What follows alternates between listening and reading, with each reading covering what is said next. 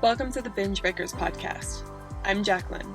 I am here to teach you how I overcame bulimia and my binge eating disorder, and how you can too. Through simple steps of mind management, repairing your relationship with yourself, understanding your habits, and intuitive eating. Disclaimer: this recording is not intended to be utilized as medical advice or a medical diagnosis.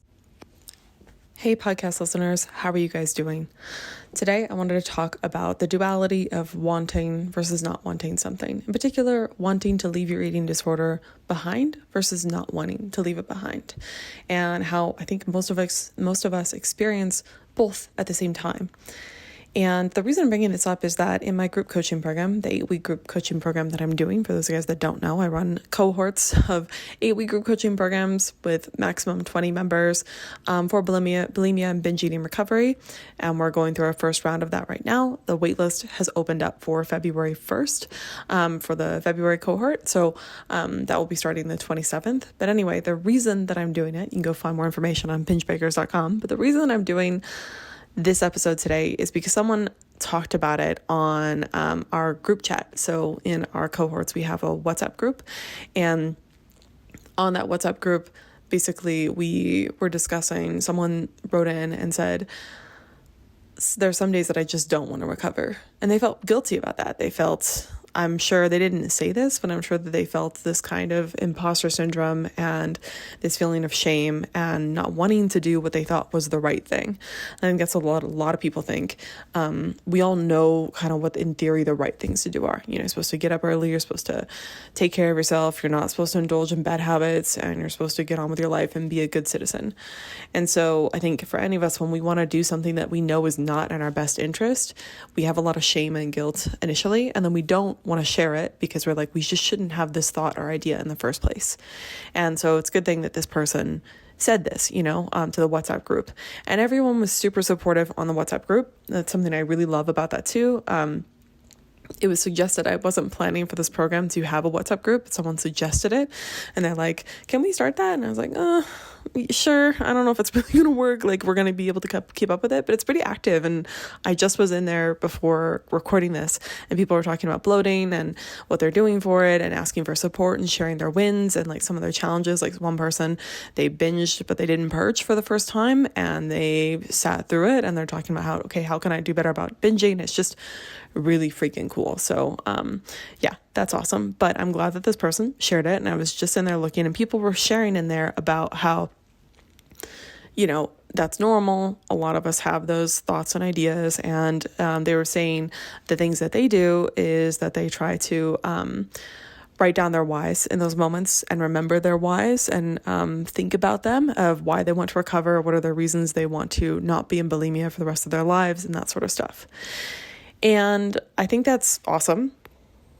It's solid advice. And I said that I went into the group and I said, yeah, I second what everyone's doing. You should probably review your whys and what are the reasons that you want to recover in those moments, because they're important to you. But I also said this, and I don't have it screenshotted. Should have gone back and looked at it. But I said, you can want something and not want something at the same time. And that's something I've had to learn again and again in life. And it bothers me. And I think it bothers me because my brain so badly wants to simplify things. And I think most people's brains are like this. We can see all the possible reasons. I'm really good at seeing all the possible reasons for things, but my brain wants to label it on just this one or just this one, because that's simple, right? Then you have control, then you understand it, then it's no longer nuanced, and you can just label it that way and you can be done with it. But that's not how the human mind works. That's not how the world works. There's usually many different causes for things, right? And there's many different desires that you have as the complex single human being that you are. And I always say this, we're not cartoon characters, we're not Disney villains. We have these mixed wants and desires. And sometimes our desires conflict with our best interests, right? And the things that we truly want. I feel like we have these hierarchy of wants, right? Where I'm actually stealing that term from the hierarchy of needs, right? Where, anyway, I shouldn't have said that, but we have this hierarchy of wants, and we have, maybe what you want to think of your best self wants, the long term, the biggest future version of yourself that you can imagine, and your lifelong goals that you want. You have those wants. But then you also have your daily wants. And I think most of the time you're in that zone, right? You have to kind of it takes intentionality to get to that more long-term version of yourself.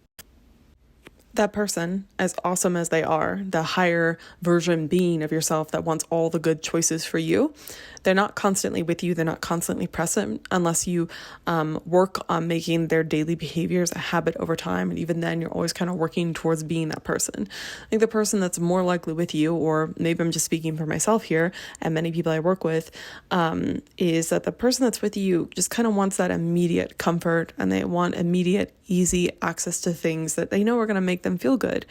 And it's not that it's a bad thing, right? We look at this version of ourselves that wants to be with bulimia as this disgusting, lazy, horrible version of ourselves that we don't want anyone to see. But that version, I was just talking with my therapist the other day, actually, about we all have these protectors in us, right? And the protectors want to be, they want to keep threats away from us. And the problem sometimes is that our brain sees things like doing work or being stressed or uncomfortable emotions and feelings as threats, right? And then it overreacts to it, and it tries to do extreme things sometimes, or just whatever it finds to be easiest to keep us away from that perceived threat. And that really can be what bulimia is most of the time. So when this person was saying, like, I really just want to be in bulimia, it's easy to look at that with shame, but I think the more realistic approach is, of course you want to and you don't want to at the same time, and that exists all of the time. And it doesn't mean that you're a bad person, or it doesn't mean that when you don't want to recover, that you don't want to recover. That's not what it means. It just means in that very moment, you want that immediate comfort, you want that fix, and you want it for various reasons, but you want it. And it doesn't mean that you don't have all these other things going on that you desire. It doesn't mean that you become a bad person in that moment. It doesn't mean that everything else that you've worked for up until that point and that everything else after has changed now. And then I compared it to this. Recovery is kind of like a marriage. And of course, I'm a big fan of divorce. If you should end a relationship, if it's not working for you, I'm not saying that all relationships should stay forever, but with the theory of marriage and commitment, right? In theory, when you are getting into a marriage, you are committed to being with that person for life. And does that mean that once you sign the dotted line of the marriage certificate or whatever, you say, I do, that you'll never, ever have any problems and never ever want to leave that marriage ever again because you made that one commitment right then and there? No, of course not. There's going to be many problems. Relationships are dynamic. Relationships change over time. You constantly have to reassess them sometimes.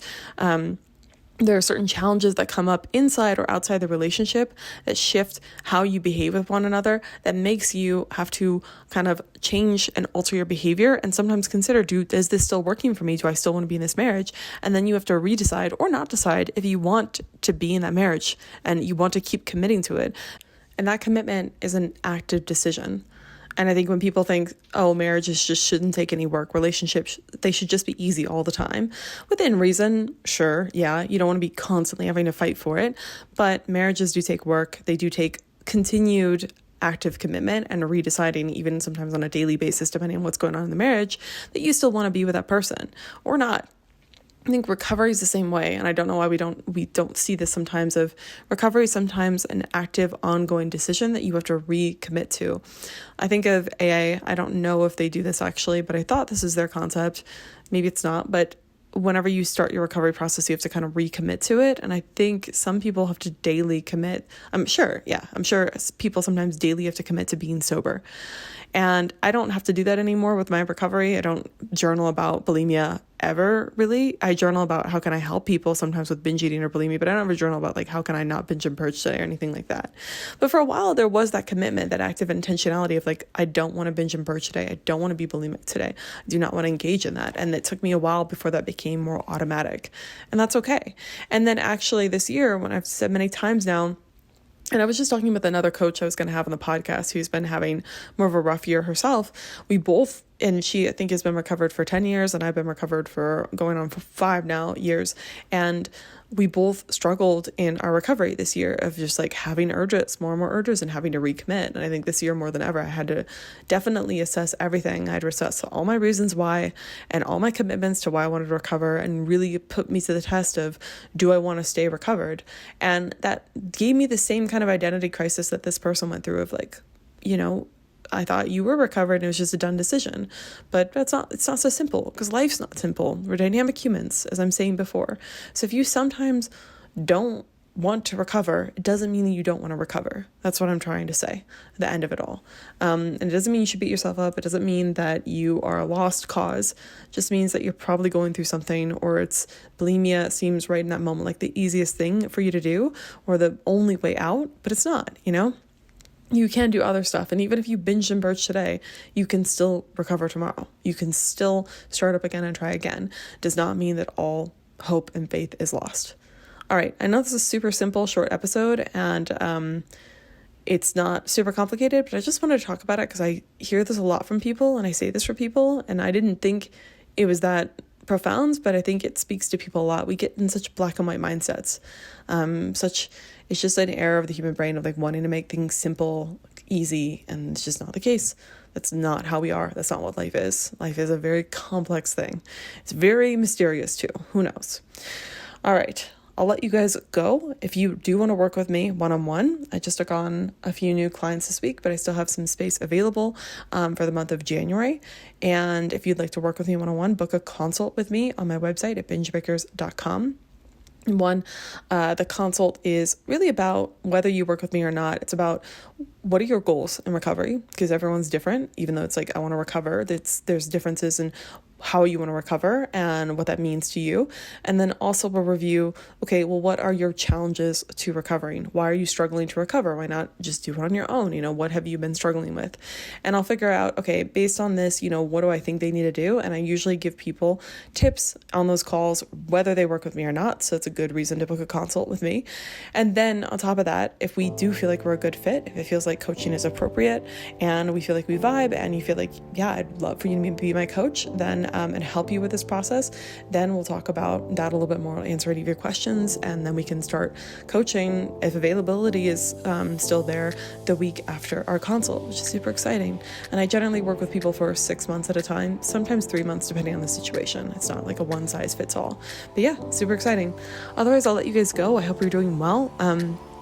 And I just want to say I went through a lot of my DMs this week. I finally got caught up on all my Instagram DMs. There's like 50 messages I had to go through, which is crazy. I know some people get a lot more than that, but for me it was a lot. And I just want to say thank you. I got so many positive insights, and it reminded me of why I do what I do. And I know this podcast today is a little bit simple, but I truly appreciate it. And I don't know, I know you're out there listening, and I hope that it speaks to you, and I hope that even if when the episodes are simple, that they provide some sort of value to you. So thank you for listening. Thank you for being here. I hope you never give up on yourself.